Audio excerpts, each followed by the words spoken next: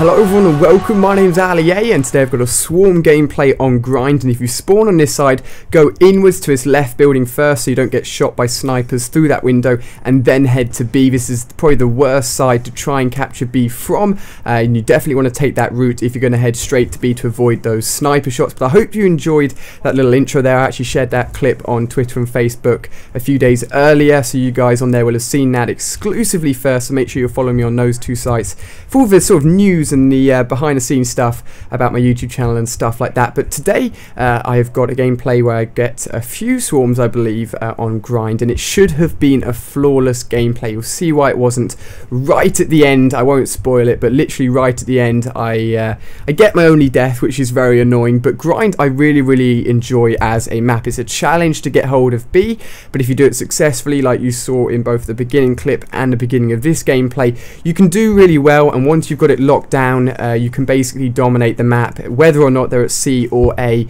You can manipulate the spawns quite well and do successfully and work towards the score streaks like I have got set up here. I've got VSAT, Lodestar and Swarm again. I literally haven't taken these score streaks off actually since the map packs came out. So I'm having loads of fun going for the Swarm and this setup specifically here, but I think we're going to switch it up a little bit and try something else apart from the Lodestar, just so maybe I'm using the dogs or something where I'm not actually having to control a score streak, so I'm free to run around at the same time. But I'm using the Peacekeeper here, and as I keep on saying, I'm trying to work out which is the best setup for the Peacekeeper, but it is a fantastic gun. It's got the mobility and the hipfire spread of a submachine gun, but it's got a really good range in terms of its damage, so you can use it like an assault rifle if you're accurate and you've learned how to use and control the recoil. Now, when I first started using the Peacekeeper, I said it was one of the only submachine guns I'd recommend with the red dot sight. I now take that back. It still works well with a red dot sight because of its low recoil, but if you can get used to the recoil and get used to the iron sights, it's not needed at all. So now I don't use the red dot sight at all. I've left that attachment alone and I'm experimenting with other setups to actually use. Now, going back to the map here, grind, you want to be making sure that B is always covered, and the best thing to do is to stick to this side of the map and pop in, check the windows, whether or not they're at A or C, check the windows on either side, either the left or right side, to make sure that no one's sticking their head out and trying to pop in that room. And using the C4 like I have means I can just lob a C4 into the room on B and get them off it really quickly if I do see anyone's actually capturing it. I'm actually using Flat Jacket on my class here because when you're playing a game mode like Dominations, that sniper almost gets a lunge knife at me.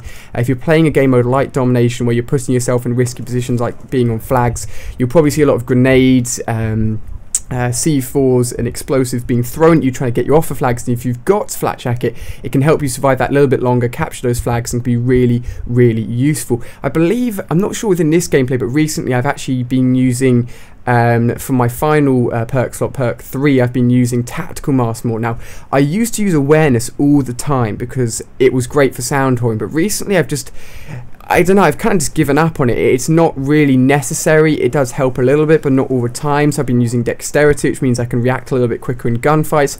And then again, now I'm sort of thinking that maybe it isn't needed, and I've moved towards Tactical Masters to help me against stuns, stuns and flashes, because flashes are really annoying.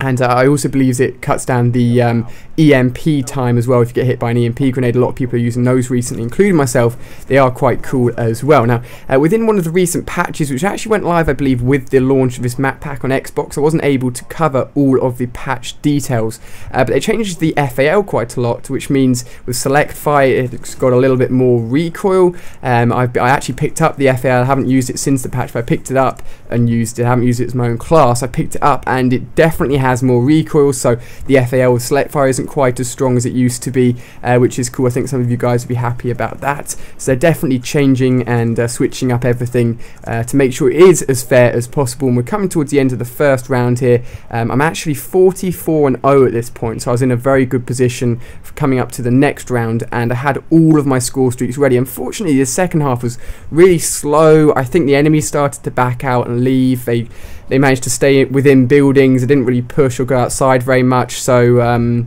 it wasn't too successful. I was really hoping to get 70 or more kills within this round, but unfortunately that wasn't the case, but there we go. Now grind this little window here. You've got a window here where snipers like to prop up against and shoot into the room. As you saw from the first clip, people like to rush into it. And then you've also got a window behind me if you're spawning on the other side where they like to look in. And if you're keeping checks on these, then you're going to be making sure that you've got a good idea of where the enemies are coming from, and you're keeping tabs on them.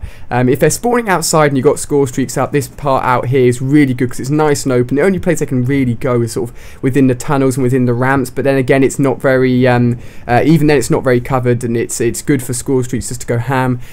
So I'm really enjoying the new maps. As I keep on saying, I think this is probably, in my opinion, the best map pack ever. It'd be interesting to see what you guys have to say, whether or not you think it's your favourite map pack that you've ever had. Maybe you've only had Modern Warfare 3 map packs. In my opinion, from the sort of viewer response, the Modern Warfare 3 map packs weren't hugely like people didn't get hyped about them quite as much as they do all the zombie maps and all the DLC for Treyarch games. So personally, I enjoy the layout and I enjoy the setup we get for Treyarch DLC, because we've got zombies in there, and they're always innovating with the maps. And of course, we've now got gun DLC, and hopefully we're going to be seeing 3 more guns within the next 3 DLC drops. And this is my final and only death of the game, literally, I think it's within the last 3 seconds of the game, so I should have been 61-0. Unfortunately, I had a bad second half, and I got a really annoying death at the end there. But there we go. I hope you've enjoyed the gameplay. If you have done so, then hit that like button. I really appreciate it when you guys do that. If we could hit 10,000 likes on this gameplay, that'd be epic, and I'd really appreciate it. Make sure you check out the Swarm gameplays on all my other maps as well. So thank you very much for watching, and I'll see you on one of my future videos.